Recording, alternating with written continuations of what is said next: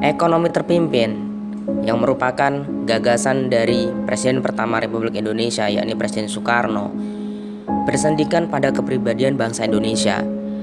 Kepribadian Indonesia itu adalah gotong royong yang merupakan hasil dari perahan sila-sila yang ada di dalam Pancasila, yang kemudian dijalankan secara musyawarah dan mufakat untuk mencapai kesejahteraan bersama.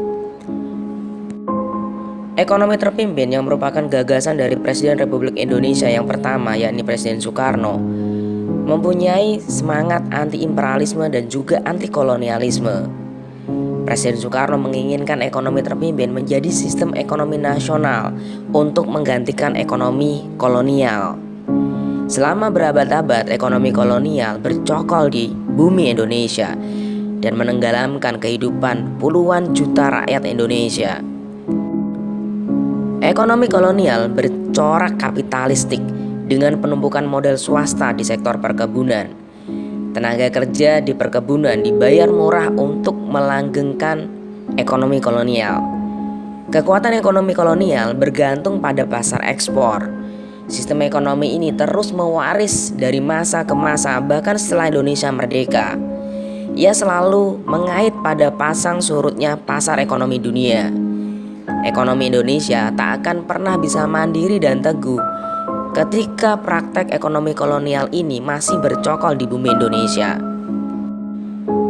Ekonomi Indonesia menjelang akhir dekade 1950-an tenggelam oleh beragam tekanan, dari merenggangnya hubungan pusat dan daerah, peredaran uang yang terlalu banyak, kemunculan uang palsu, kekurangan barang, kenaikan harga barang, kemerosotan ekonomi perkebunan, korupsi, perdagangan gelap, sampai beban utang Belanda yang ditimpakan ke Indonesia.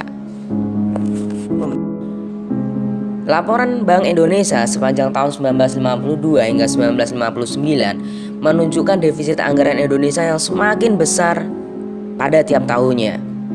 Ditambah lagi pertambahan penduduk yang semakin tinggi, hingga pendapatan negara yang real terus saja merosot.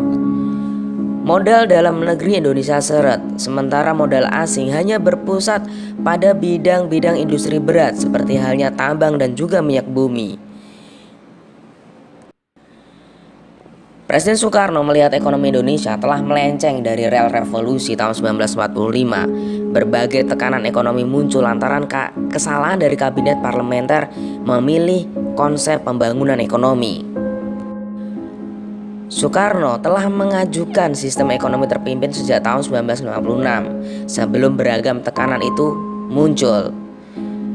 Presiden Soekarno sering mengkritik keras sistem demokrasi parlementer liberal yang multi partai di Indonesia beserta produk turunannya, termasuk praktek ekonomi liberal.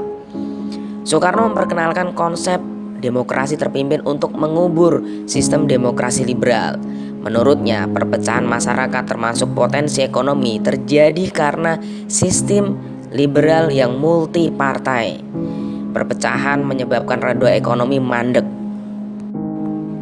Hingga akhirnya Presiden Soekarno mengeluarkan dekrit presiden tertanggal 5 Juli tahun 1959. UUD 1945 berlaku kembali. Tidak ada tempat lagi bagi demokrasi parlementer dan juga penopangnya. Mereka semua terkubur dan melempangkan jalan Presiden Soekarno untuk membangun demokrasi terpimpin beserta perekonomiannya. Oke, itu saja informasi yang bisa saya bagikan. Mohon maaf jika ada salah-salah kata dan salah-salah sebut. Semoga bermanfaat. Thank you for watching. Assalamualaikum warahmatullahi wabarakatuh.